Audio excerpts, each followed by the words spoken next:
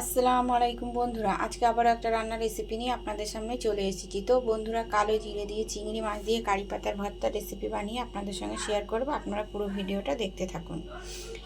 আর কাছে দূরে দেশ বিদেশে যেখান থেকে আমার ভিডিওটা দেখছেন সবাইকে আমার তরফ থেকে অনেক অনেক ভালোবাসা। নিশাদ কিচেনের ব্লগ চ্যানেলের তরফ থেকে আপনাদেরকে অনেক অনেক ওয়েলকাম।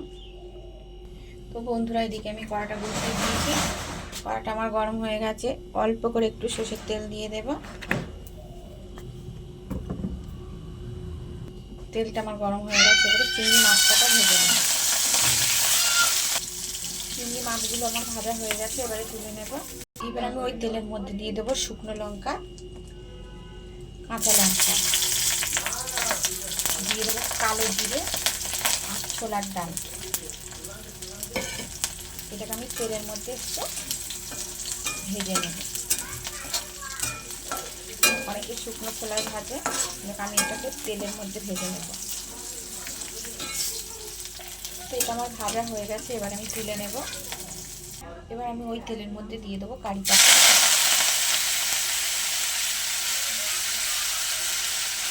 কারি পাতাগুলোকে একটু ভাজা ভাজা করে নেব।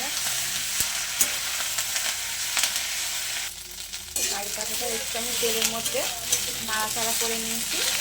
এবার এটাকে ঠান্ডা করে নেব, নিয়ে আমি মিক্সারে গ্রেট করে নেব। তো আমি মিক্সের মধ্যে কারি পাতাগুলো দিয়ে দিয়েছি। এবারে দিয়ে দেবো ভেজে রাখা ছোলার ডাল, কাঁচা লঙ্কা, শুকনো লঙ্কা আর কালো জিরে। এগুলোকে মিক্সারের মধ্যে দিয়ে দেবো। এবারে দিয়ে দেবো চিংড়ি মাছ ভাজা।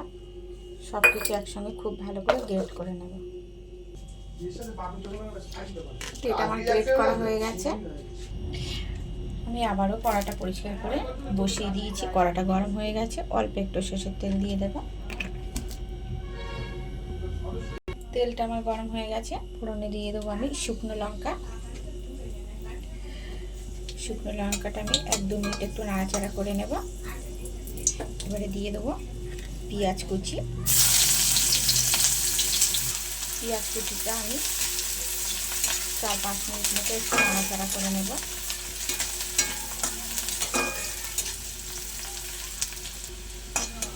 পেঁয়াজটা আমার 4-5 মিনিট নাড়াচাড়া করা হয়ে গেছে। এবারে দিয়ে দেবো টমেটো কুচি।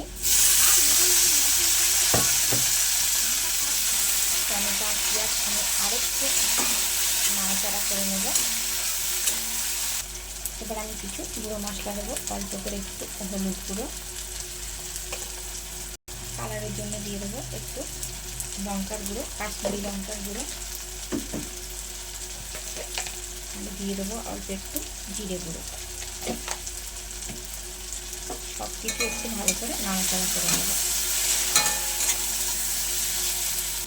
দিয়ে দেবো স্বাদ মতো লবণ।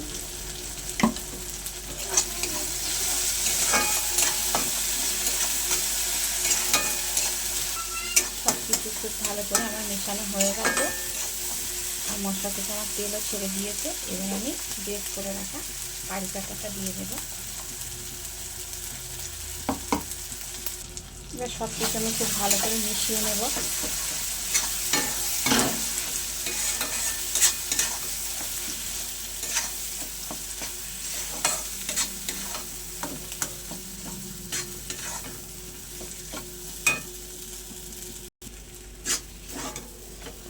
তো বন্ধুরা, অনেকটাই আমার জল শুকিয়ে গেছে।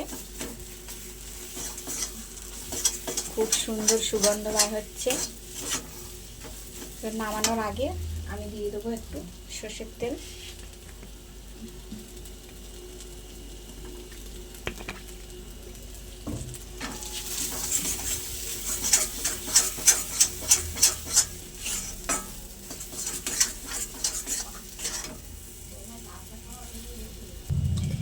তো ভর্তাটা আমার হয়ে গেছে, এবারে নামিয়ে নেব।